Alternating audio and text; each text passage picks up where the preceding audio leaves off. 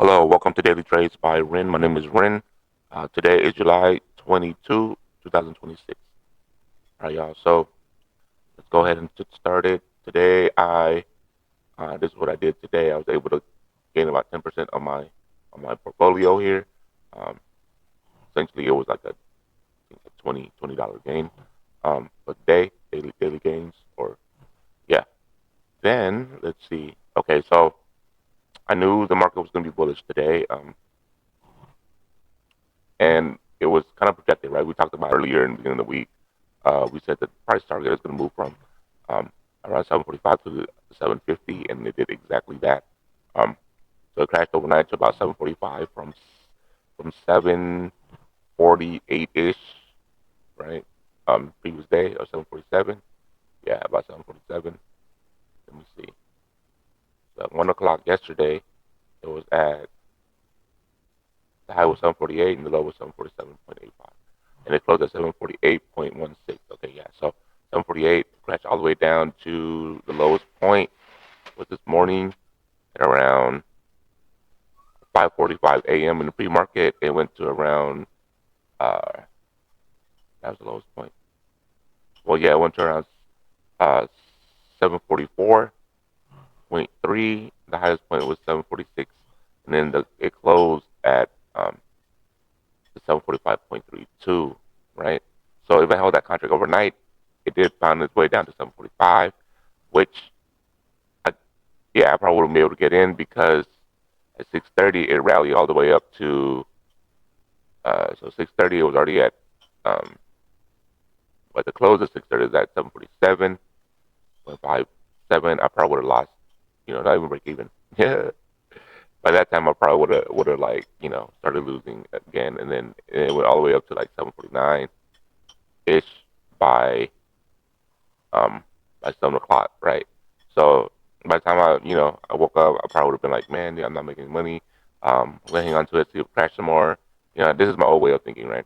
And then I would have waited, and then it would have crashed all the way down to the lowest point of today, which was probably around 146, and by that time decay would have just destroyed my contract already. I would have pulled out negative, right?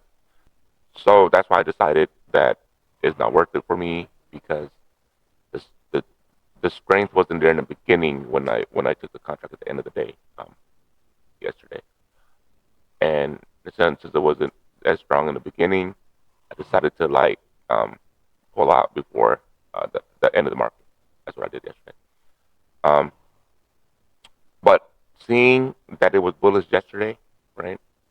And mind you, like we're not pursuing the notion that we're always going to be right when it comes to the previous candle, right, on the day, right?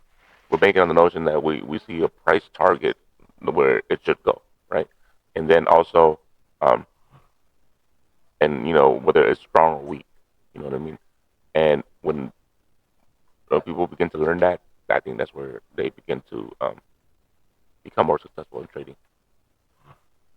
And so today I was able to catch all the bulls, right? I did about three contracts and successfully um, rallied it all the way to where I get my 10% gain, and then basically I pulled out at the top all my three contracts, and I've been waiting ever since for it to correct itself. It's already halfway through the day, and we have 2 hours left. I'm probably not gonna get back in just because I don't like where we're sitting. You know what I mean? Like just because like it's just been rallying um, at 7:48 again, like yesterday, ish, where this volume profile is.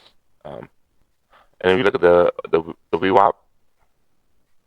VWAP, it is, yeah, it's not going to make its way back to the VWAP. You know what I mean? It's right in between the high standard deviation and the VWAP.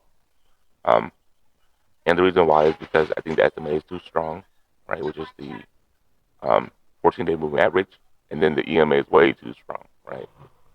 And that is and mind you, we're doing a 15-minute candle time frame, and 15 minutes, that's quite some time. That's like a quarter of an hour, right?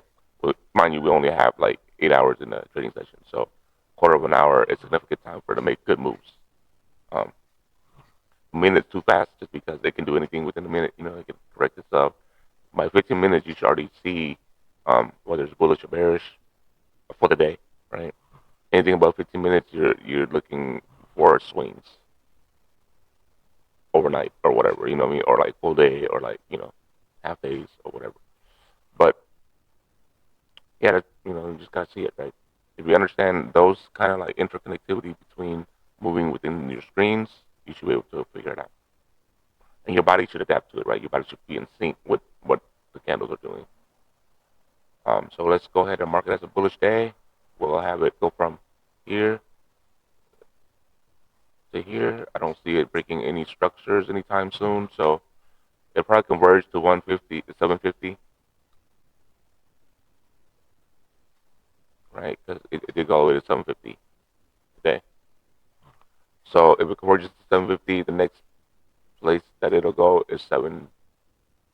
I'd say seven, whatever this is right here. No, this one right here. 750, 752, right? Yes. So I mean, 750, you have some good, strong areas of contacts. Yeah, you got some good, strong areas of contact. You got that area right there,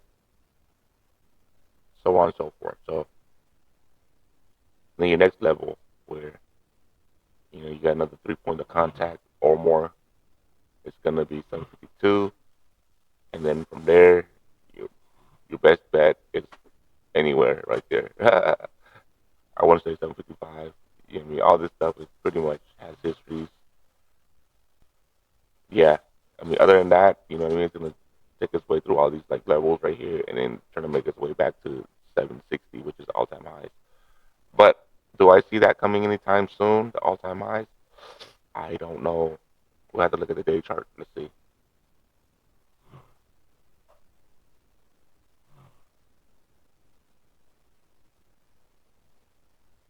Okay, day charts. Day charts. Let's go more into. Okay. Wow. These are all day charts, guys. Okay. You know what? What day? March, April, May, June, July. Okay. November. So this half a year. Half a year. Yeah. We can go. Actually, it shouldn't be an issue for it to break new time highs. Um, all time highs again, right? So there shouldn't be any issue because I think we have enough time and space between it having to create new ones. You know what I mean? Like it doesn't look like it's way too steep. I mean, overall it does. As far as you look at the graph in the big picture, let's go like 5 years or something. Nah, 5 years. Not with this graph. Okay, not even exponential. Yeah. So you look at 5 years, right? You look at the way it looks here. It doesn't have that length, right? See, but this 25, that's a full year. You know, and this is right here, March 26th. That's a full year. That's a full 2 years ish, like a year and a half maybe. That's that's like a full year, and yeah, we're not even close to a full year. So yeah, we can still go to all time highs, but like it's not gonna be a steep one, right? It's not gonna be like 800 and nothing like that. That's why when I say it's not gonna shoot to the moon, it's not gonna shoot to the moon. We're looking for a full year, and then also doing the same type of crash by the end of the year. You know what I mean? So that's why like some of these things that's going on right now, where you're looking at like the rallies, right? The rallies are just correcting themselves so that it can give it a nice and steady growth rather than a full blown out market bubble. You know what I mean? So yeah, if we were to keep going the way we were going, it would have created that bubble. But we had a good maybe 2 solid months of like just a consolidating correction. You know what I mean? We might see this go on for another maybe month or two. But not to say that's not going to reach all time highs either, right? Because all time highs we're kind of right there. You know what I mean? Like what 10 points away, ish, right? $10 value away. I'm looking at the SPY guys spot. So yeah, that's how you look at that. I mean, I don't look at anything else. I don't, people use like, uh, Asia market, London market, right? And then they try to make a correlation between how the market swept over there and how it reacts to certain changes out there, right? But I can only see that happening if people, like, if I myself, right, trade trade using my one account, right, trading multiple markets at the same time. You know what I mean? Because now I have to use my same what you call it, money pool, right, to tap into different markets. So I'm moving my money around from one to the next. Now I have two different accounts, right, and I have each have buying power, and I'm never tapping into my one account, right, which let's just separate them by uh, markets, right, Asia, London, or whatever, right, and the United States, right, and I've never used any of my other funds outside of the ones that is designated for. Then it wouldn't affect each other, right? With people who have one account and then they use the same pot for all those other accounts, yes, then that would reflect uh, the distribution of money, right? And then that would ultimately causes uh, an interaction or reaction if you know. But who's to say that if a vast majority of people are trading multiple markets, that it doesn't affect each other like that, right? So I just don't know. You know what I mean? I wouldn't quote unquote bank on it. I guess pun was intended, but um, I would say that maybe big institutions have that type of um, power to do it if they're exchanging in that type of way, right? Or trading in that type of way. But as far as small people, I think we're too small. Retail investors, I think we're too small to make a difference in that type of way. But as institutions do it, I don't know. You know what I mean? Depends how smart they are, right?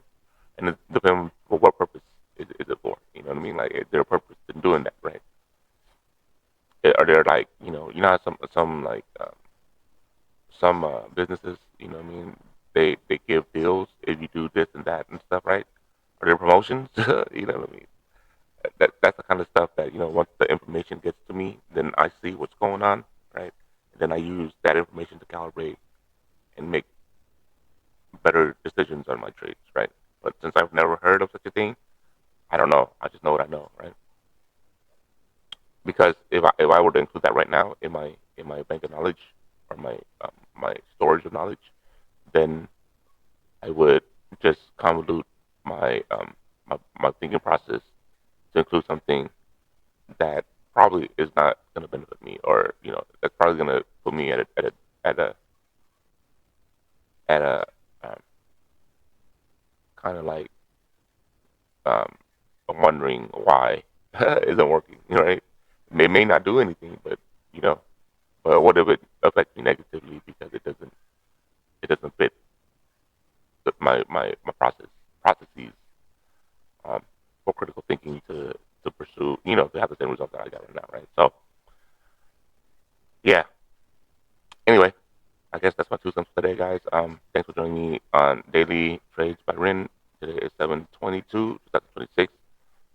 Have a good rest of the day, guys. Peace.